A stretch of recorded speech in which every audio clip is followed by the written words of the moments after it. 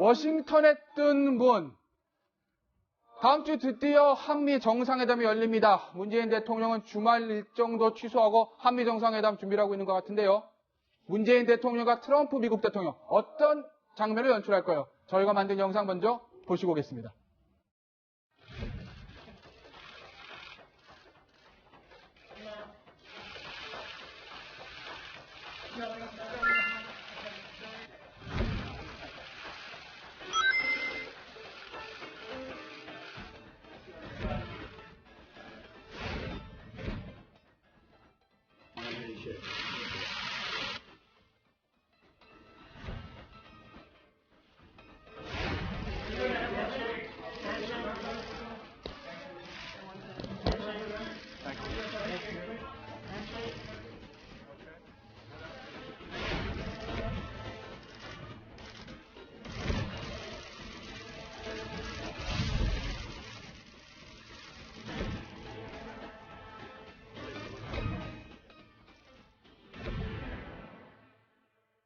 네, 악수로는 기싸움을 한답니다. 트럼프 미국 대통령이요. 그래서 트럼프 미국 대통령을 만나기 전에 전 세계 정상들이 사전에 준비를 하고 또 긴장도 한다고 하는데 다음 주에 문재인 대통령과는 어떤 진짜 모습을 연출할지 정말 초미의 관심사입니다. 그런데 저희가 앞서 전해드린 대로 오늘 문재인 대통령 모든 일정을 취소하고 정상회담 일정 그리고 준비에 매진하고 있다고 하죠. 이은정 의원께서는 네. 오늘 등산 다녀오셨다면서요. 이제 제가 이제 직접 본 건 아니고 어제 아마 문재인 대통령이 이제 공식 일정은 없었는데. 어제요?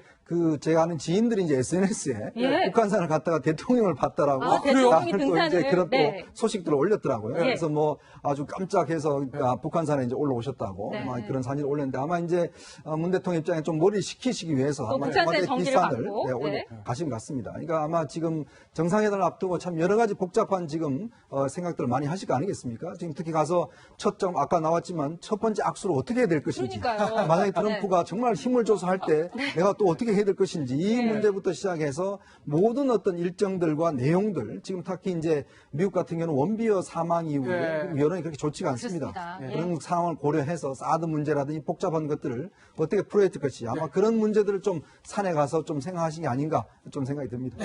문재인 대통령은 주말에 한미 정상회담 준비에 매진하고 있는데 강경화 신임 외교부 장관 한미 정상회담 실무 책임자로 갈 수 있겠죠? 오늘 미 2사단을 방문했습니다. 그 장면 보시겠습니다.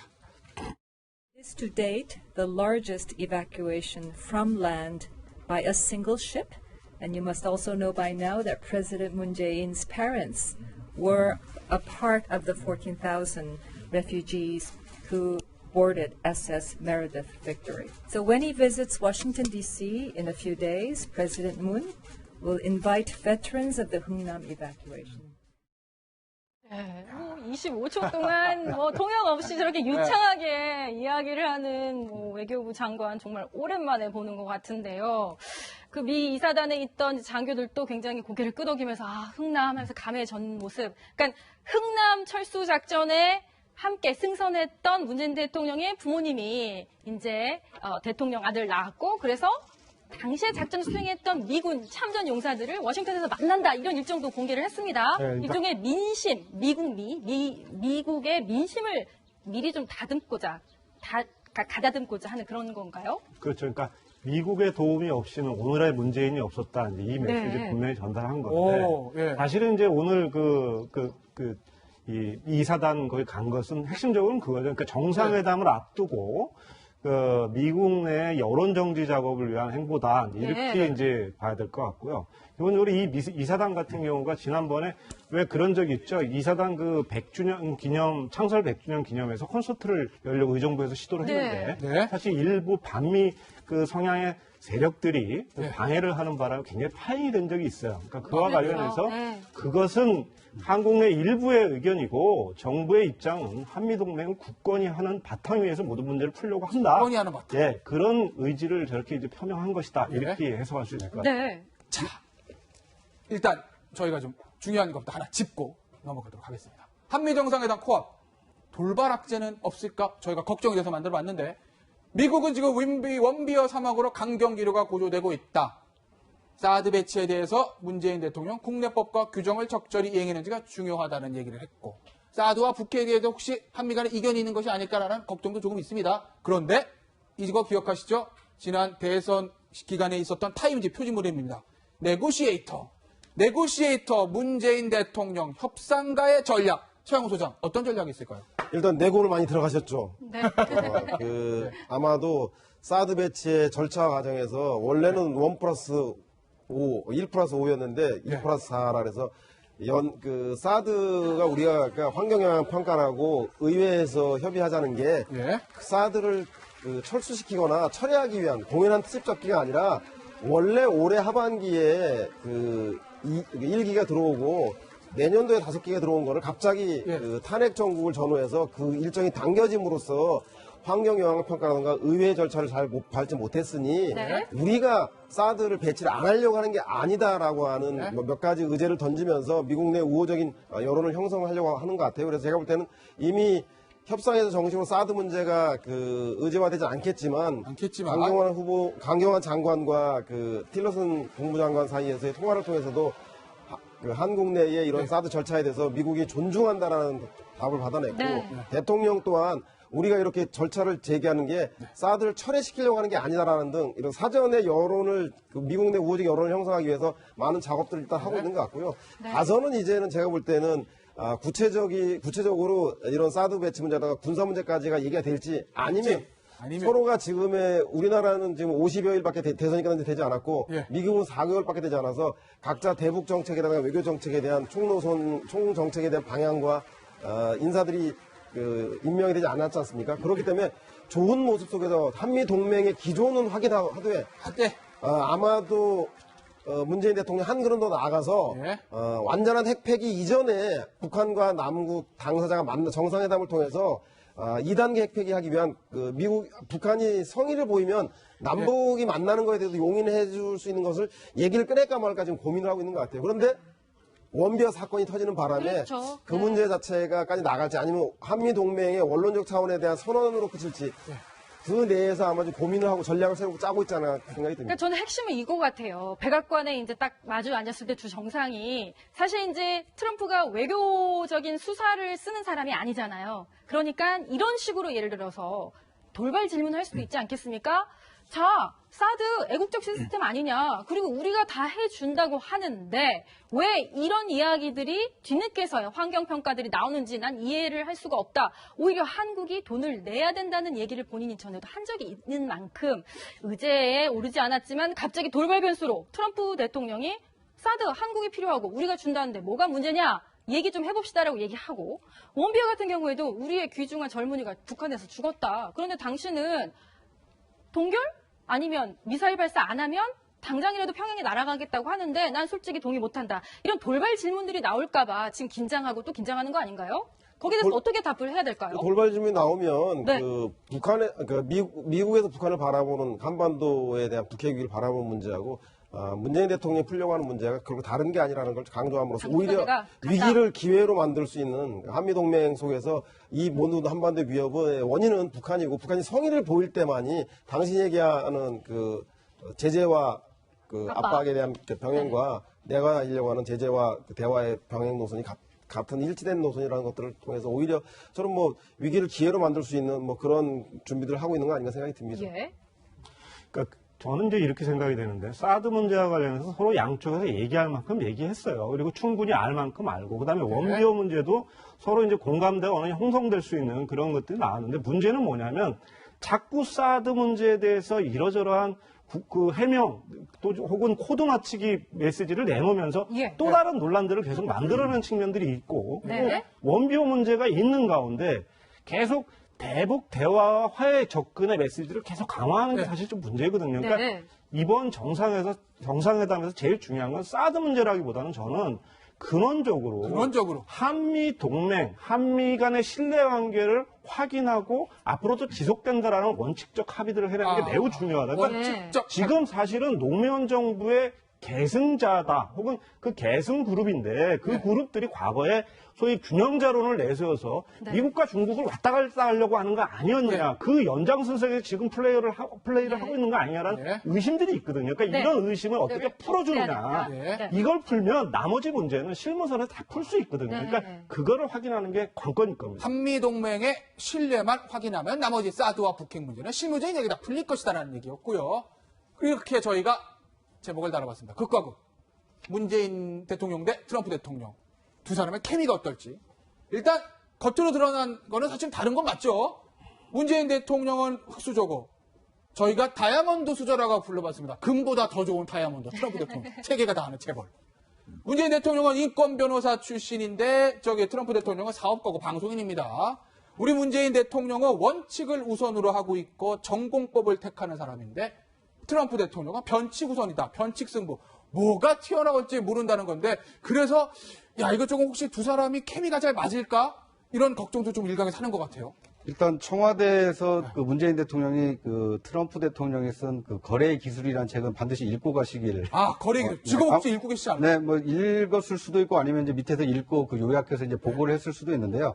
그러니까 본인이 직접 쓴 책이기 때문에 협상에 대해서 어떻게 생각을 하고 있는가. 이 트럼프 대통령이 평소 이 다른 사람을 만났을 때 대하는 방식이 또 잘 나와 있거든요. 또 본인이 직접 경험한 얘기도 담겨 있기 때문에 아마 이제 지피지기면 뭐 백전불패라고 하지 않습니까? 그러니까 트럼프 대통령을 만나기 위해서 알기 위해서라도 한번 그 거래 기술, 협상의 기술은 필히 좀 봐야 될 것 같고요. 그리고 이 한우섭 그 국장께서 말씀하셨다시피 이번에는 한미동맹이라는 것이 미국의 이익과 한국의 이익에 부합한다. 그러니까 굳건한 이 한미동맹의 그 원칙을 합의하는 것에 좀 만족을 해야지 지금 얘기한 것처럼 뭐 사드 문제에 대해서 어떤 디테일한 문제를 가지고 옳고 그름을 논하는 것은 너무 좀 이르지 않나 하는 생각이 듭니다. 이영종 교수가 이런 질문 해볼게요. 이게 이 정상회담이요. 한미든 한일이든 한중이든 간에 이 이슈도 중요하지만 정상들끼리의 뭐 브로맨스라고 그래야 되나요? 그렇죠. 이 인간적인 교감 이것도 굉장히 중요하지 않아요? 그래서 이게 이제 청와대도 그렇고 백악관도 그렇고 그걸 어떻게 할 것이냐, 이 장면을 어떻게 연출할 것이냐, 이게 사실 제일 고민입니다. 이거 기억하시겠지만 예전에 우리 그 김영삼 대통령 같은 경우에 클린턴 대통령하고 정상회담 할 때 그때 김영삼 대통령이 본인이 조깅을 좋아하잖아요. 조깅이요. 그러다 보니까 매일 클린턴 대통령 아침마다 조깅을 했어요. 근데 그 연세가 일단 좀 많으시니까. 근데 이게 지지 않으려고 굉장히 빨리 뛰셨다고 합니다. 그래서 클린턴 대통령이 나중에 너무 힘들어서 사실은 굉장히 좀 불만을 토로했다는 이야기도 있고, 이명박 대통령 같은 경우는 이제 그 캠프 데이비드에 갔을 때 그때 이제 그 카트 있지 않습니까? 골프장에 있는 카트. 그 카트를 이명박 대통령한테 이거 운전하시겠냐. 그래서 이명박 대통령이 바로 운전을 했어요.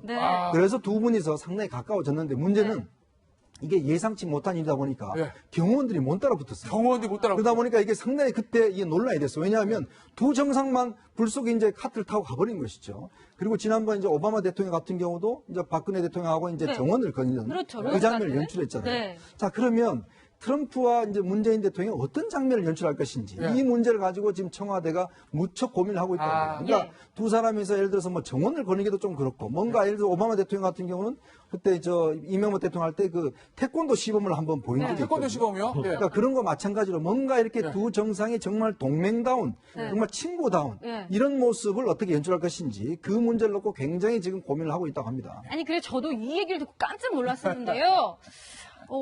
그 옛날에 클린턴 대통령이 방한을 했을 때 수영을 좋아한다는 얘기를 듣고 수영장에서 클린턴 대통령이 좋아하는 노래까지 다 선곡을 해서 본인이 수영하면서 즐길 수 있게 세심하게 모든 부분을 배려해서 서로의 호감을 증폭시켰다는 그런 얘기까지 들었는데 앞서 이현정 의원께서 얘기해 주셨던 이명박 대통령과의 아주 따끈따끈했던 미국 대통령과의 모습 한번 보시겠습니다. 아직 준비가 안 돼 있는 것 같은데요. 카트를 통해서 내가 직접 한번 드라이브를 해보겠다. 골프장에서 그렇게 서로 캠프 데이비드까지 가가지고 화합을 다졌던 그런 모습은 저희가 추후에 다시 소개해드리도록 하겠고요. 한번 보실까요? 미국 대통령이 사랑한 이명박 전 대통령입니다. 같은 취지인데요. 부시 대통령 같은 경우에는 이제 한국 정상으로선 처음으로 캠프 데이비드, 그러니까는 별장까지 초청을 했죠. 이번의 경우에는 아주 타이트한 일정이기 때문에 3박 5일 동안 워싱턴만을 방문을 하고 마라라고 플로리다 리조트는 아직 방문할 예정이 없다고 하는데 자, 이명박 대통령 같은 경우는 아마 사업가 기질이기 때문에 저는 워싱턴에 있는 전 백악관 관리에게 이런 얘기도 들었습니다. 오바마 대통령이 가장 편하게 느꼈던 한국 대통령은 이명박 전 대통령이었다. 그러니까는 어떤 정책이나 이런 면에서는 여러 가지 그 문제들을 또 서로 많이 의견도 교환하고 이견도 있었지만 개인적으로 그렇게 편안하게 느꼈다. 불고기 먹으면서. 그게 사업가였기 때문에 어떤 친근감 면에서 상당히 뛰어난 어떤 퍼스노블 하다 이런 얘기 하잖아요. 그렇게 볼 수 있을까요? 그러니까 기본적으로 이제 비즈니스맨으로서 네. 그러니까 그 해외의 정상급 분들하고 여러 가지 이제 사업적 교류들을 많이 했기 때문에 네. 이제 그런 거에 굉장히 익숙하죠. 근데 저는 오히려 그렇게 기술적인 문제보다 그러니까 네. 기본적으로 깔려 있는 몇 가지 전제들이 있어요. 그러니까 뭐냐면 한미 동맹에 대한 확고한 확신들이 있었어요. 그래서 그 한국과 미국과의 동맹은 민주주의와 시장 경제를 같이 공유하는 가치 동맹이다라고 하는 것을 동맹이다. 분명히 했거든요. 그 이 점이 굉장히 중요했던 것 같고 네. 두 번째로는 사실은 이제 기독교 그 독실한 기독교 신자라는 측면이 굉장히 도움이 많이 됐던 것 같아요. 그러니까 네. 부시도 그렇고 뭐 미국 분들 대부분 다 미국의 대통령들이 이제 기독교 신자니까 예. 그리고 그 이 부시 같은 경우는 이제 그런 얘기들 하더라고요. 그 이명박 대통령이 이제 그 대기업의 재벌 회장까지 하셨는데 이제 주말에 가서 뭐 교회 가서 교통봉사도 하고 꼭 이 식사 기도도 하고 이런 모습에 상당히 예. 이제 공감을 표시하면서 뭔가 이제 궁합이 맞았다 이렇게 네. 이제 평가할 수 있을 것 같습니다. 자, 우리 문재인 대통령도 트럼프 대통령하고 브로맨스를 이룰 수 있도록 제가 기원을 한번 해봅니다. 그런데 정상회담에 항상 좋은 면만 있는 것이 아닙니다. 생각지도 못한 돌발 상황이 생기는 경우도 있는데 저희가 준비한 영상 잠시 보실까요? 아유, 하도 말씀을 오래 하셔갖고 질문이 그러니까 저 핵실험을 강행했을 때 어떤 조치가 이제 있을 수 있겠는가 그렇게 질문하신 걸로 기억을 합니다. 이원정 의원. 저 아마 영상 보신 시청자분들 많으실 건데 2014년 한미 정상회담 당시에는 공개가 되지 않았다가 작년에 많이 공개가 됐던 영상입니다. 공동 기자회견 하는데 박근혜 전 대통령이 외신 기자 질문을 잘 이해하지 못해서 조금 당황하는 그런 순간이거든요. 그러니까 저게 뭐냐면 사실은 이제 미국 기자들, 따라오는 미국 기자들 같은 경우는 이 왔을 때 사실 정상회담 내용하고 별로 질문하지 않습니다. 예. 주로 이제 국내 사안에 대해서 많이 질문해요. 네. 그 해당 대통령에 대해서.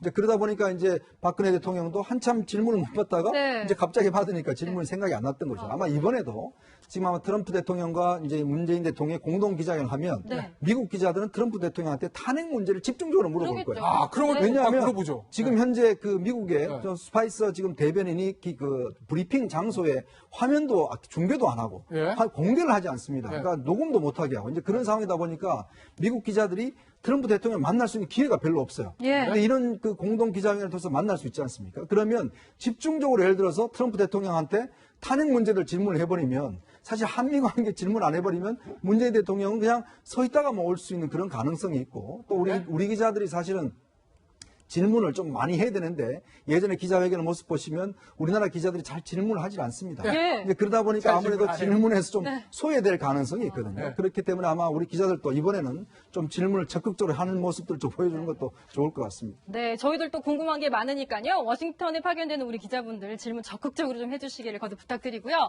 자, 저희가 대통령 얘기했으니까 이제 영분 얘기를 좀 해볼까 합니다. 내조 외교도 극과 극이라고 저희가 생각하는 이유가요. 사실 김정숙 여사와 멜라니아 여사, 한국과 미국을 대표하는 영분이신데 스타일도 너무 다르고 외조, 내조 스타일도 너무 다르고요. 또 성격도 다릅니다. 그래서 하나하나 보면요. 정숙 씨라고 유쾌한 정숙 씨라고 부르는 우리 영부인은 왼쪽에 이 조그마한 묵주 반지를 끼고 있습니다.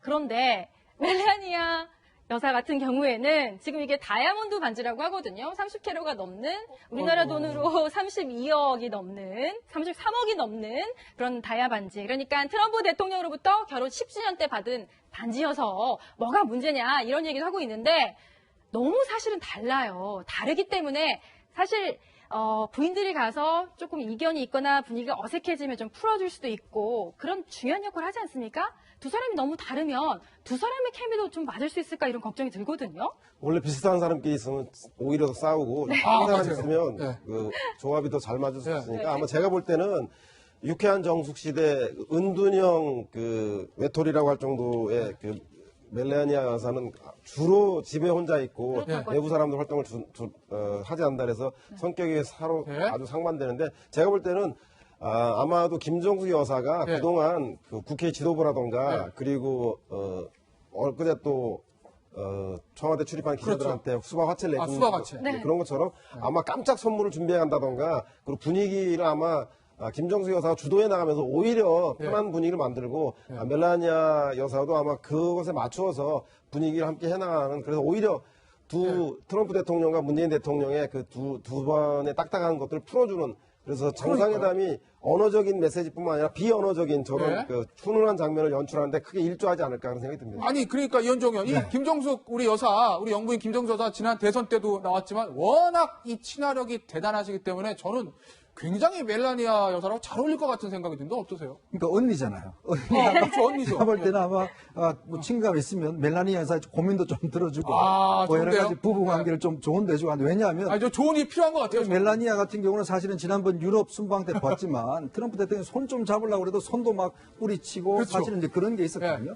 근데 아마 멜라니아 여사 같은 경우는 굉장히 외로울 것 같아요, 솔직히. 외롭다. 왜냐하면 이제 본인이 어떤 입장 보면 참 부부 관계도 그렇게 좋지가 않은 것 같고. 근데 네, 손을 뿌리치는 장면도 보이시죠? 김정숙 여사 같은 경우는 좀 다정다감하지 않습니까? 네. 그리고 잘 또 다듬어주는 그런 역할이기 때문에 제가 볼 때 아마 다정다감하게 다가간다라면 멜라니아 여사도 굉장히 좀 친근감을 좀 느끼지 않을까. 동네 언니 같은 그런 자세로 간다라면 왜냐하면 미중 정상회담 할 때는 묘하게 이 옷 가지고 이제 경쟁 관계가 좀 있거든요. 그때 그래서 사실은 의상 가지고도 여러 가지 정상이 있었고 한데 사실 김정숙 여사하고는 그런 어떤 경쟁 관계는 별로 있지 않기 때문에 오히려 좀 편안하게 느끼지 않을까 좀 그런 생각도 좀 해봅니다. 네. 네, 그래도 정상회담이 우리가 미국한테 사드 배치 때 사정하는 것도 아니고 그리고 FTA 봐달라고 호소하는 것도 아니기 때문에 줄 건 줄고 받을 건 받고 당당한 외교를 두 네 분이 잘 해주기를 국민들은 기대할 것 같습니다. 네. 문재인 대통령 내년에 죄송합니다. 문재인 대통령 다음 주에 미국으로 떠납니다. 반드시 성공해서 좋은 결과를 가지고 돌아오시기 바랍니다. 다음 주에 보시겠습니다.